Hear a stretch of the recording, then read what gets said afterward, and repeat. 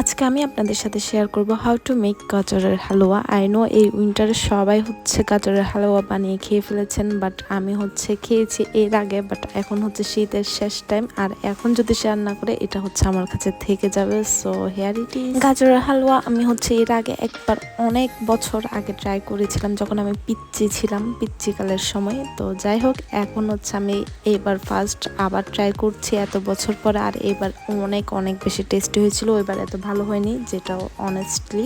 এখানে ফার্স্ট আমি গাজরগুলোকে গ্রেট করে রেখেছিলাম আগে থেকে। এরপর একটা প্যানে অনেকগুলো ঘি নিয়ে নিয়েছি। ঘি যদি বেশি দেন তাহলে টেস্টটা একটু বেশি ভালো হবে। তো আমি ঘি নিয়ে নিয়েছি 2-3 চামচের মতো। তারপর ঘিতে ভালো করে ভেজে নিচ্ছি। ভালো করে নাড়াচাড়া করতে হবে, আর যতক্ষণ নাড়াচাড়া করবেন ততক্ষণ ভালো হবে। তো যাই হোক, এটা আমার স্টাইল, আমি বলছি। এরপর একটু নাড়াচাড়া করার পর একটু পানিগুলো একটু শুকিয়ে আসার পর আমি এখানে অনেকগুলো দুধ দিয়ে দিচ্ছি। এখন আমি জানি না কতগুলো পরিমাণ দিছিলাম, কারণ আমি এমনি একটা গরুর দুধের যে প্যাকেটগুলো পাওয়া যায় ওগুলো দিছি, আবার পানির সাথে গুঁড়া দুধও মিক্স করে দিয়েছিলাম। আমার মনে হচ্ছিল একটু বেশি লাগবে তাই, আর আপনারা আপনাদের আন্দাজ মতো দিয়ে দিবেন। এরপর আমি কিছুক্ষণ ঢাকনা দিয়ে রেখে দিয়েছিলাম। কিছুক্ষণ পানি শুকিয়ে যাওয়ার পর আমি ঢাকনাটা ওপেন করে একটু নাড়াচাড়া করে এখানে চিনি দিয়ে দিচ্ছি। আর চিনিটা আপনারা আপনাদের পরিমাণ মতো বুঝে দিবেন। আমি যতটুকু পরিমাণ চিনি খাবো অতটুকু দিয়েছি।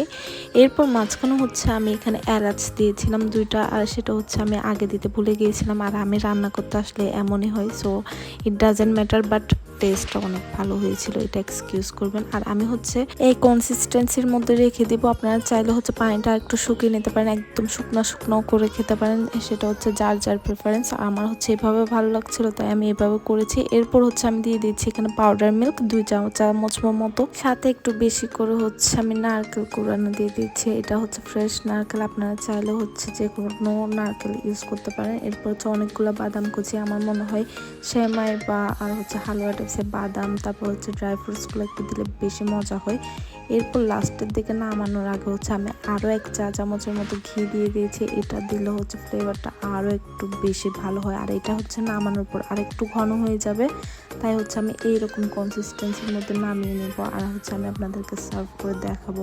এটার টেস্ট আসলে আসলে আসলে অনেক ভালো হয়েছিল। আপনারা অবশ্যই মাস্ট ট্রাই করবেন এই রেসিপিটা, বা যে কারো রেসিপি আপনারা ফলো করতে পারেন। আর আমি এখানে নাড়াচাড়া করে একটু ফুটেজ নিচ্ছিলাম। যাই হোক, আমি লাস্ট 2-3 মাস যাবত অনেক বেশি ইনঅ্যাক্টিভ হয়ে গিয়েছি। আর আপনারা যারা আজকে আমার ভিডিওটা দেখছেন তারা প্লিজ আমার পেজটাকে ফলো দিয়ে যাবেন। আর যারা আগে থেকে আমার ফলোয়ার্স আছেন অবশ্যই আমার এই ভিডিওতে লাইক কমেন্ট করে যাবেন, কারণ আমি আসলে অনেক বেশি ইনঅ্যাক্টিভ হয়ে যাওয়ার কারণে রিচ অনেক বেশি কমে গিয়েছে।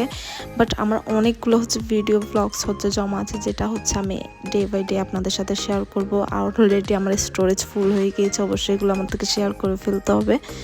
তো যাই হোক, আপনারা অবশ্যই এই রেসিপিটা ট্রাই করবেন। আর যাদের কাছে ভালো লাগবে, do like comment and share. আল্লাহ হাফেজ।